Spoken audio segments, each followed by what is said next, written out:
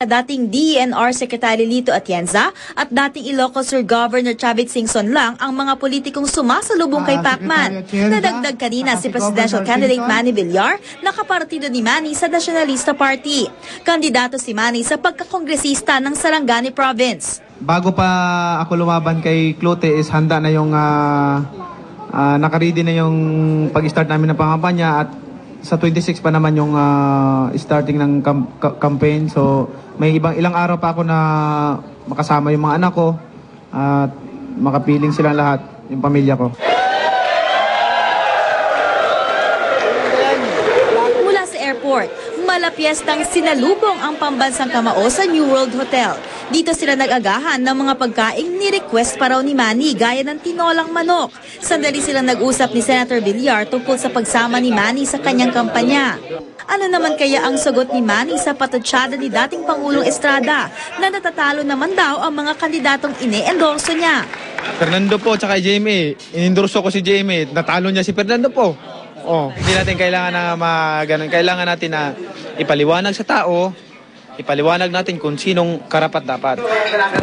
Pagkatapos mag-almusal, nagpahinga saglit si Manny at nakipaglaro sa anak na si Princess na daddy's girl daw. Mainit ding sinalubong sa San Andres, Maynila ang pambansang kamao. Dumaan si Manny sa bahay doon ni dating DENR Secretary Lito Atienza na muling kumakandidato sa pagka-mayor ng Maynila.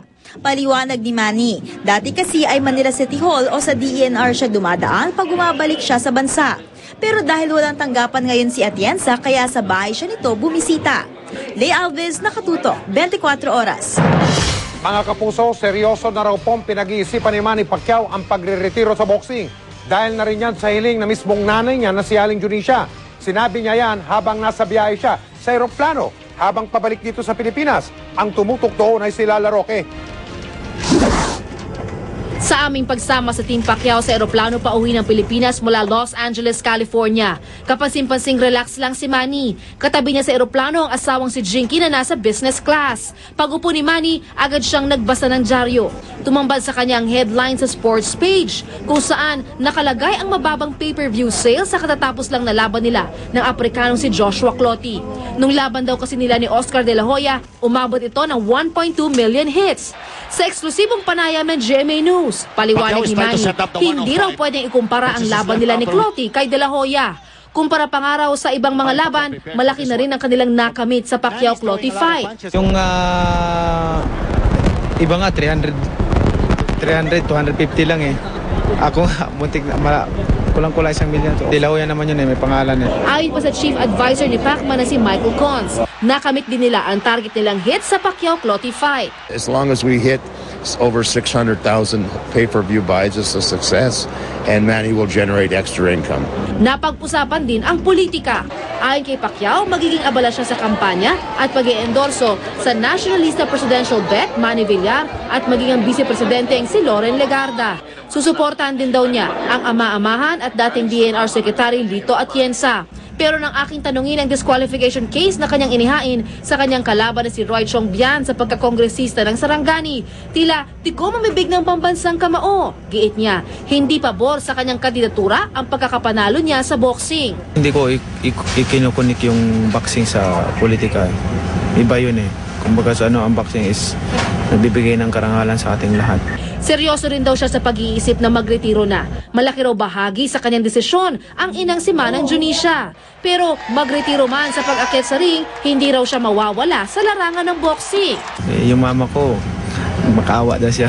Mag-manage ng mga fighters na may potential and then magpo-promote. Bago naman lumapag ang eroplano sa NAIA, nagpunta si Manny sa economy class ng eroplano para kumaway at magpa-picture sa iba pang pasahero.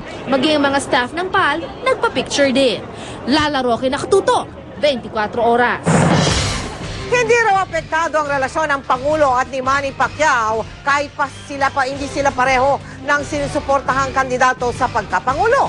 Bago mag-courtesy call sa Malacanang, dumaan muna sa Quiapo Church si Pacman para sa isang Thanksgiving Mass. Nakatutok si Cara David.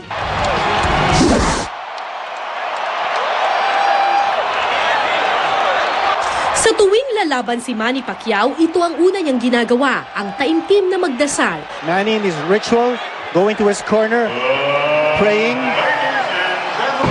Deboto ng Poong Nazareno si Pacman kaya kanina tulad ng nakagawian, ang Quiapo Church ang isa sa mga una niyang pinuntahan.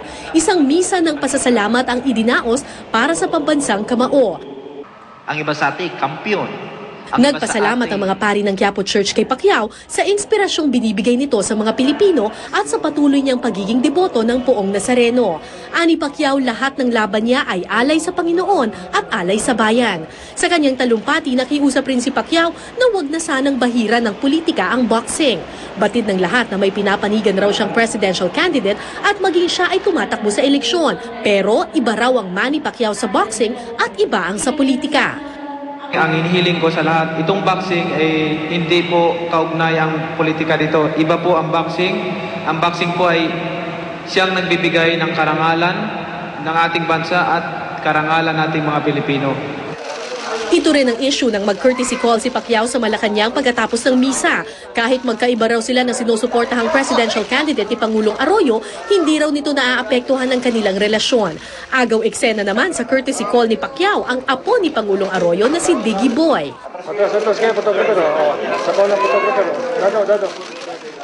Sa pakikipag-usap niya sa media, sinabi ni Pacquiao ang balak niyang pagre-retiro. Hindi naman daw kasi habang buhay ang pagboboxing.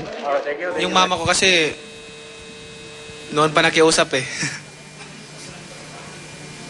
Pag-uusapan namin ang buong pamilya. At tulad ng nakagawian, isang cake ang ipinresinta ni Pangulong Arroyo kay Pacquiao. May timbang na 12 kilos ang ginger kaping barako chocolate fondant cake na kulay asul, pula at puti. Sadya raw na pinili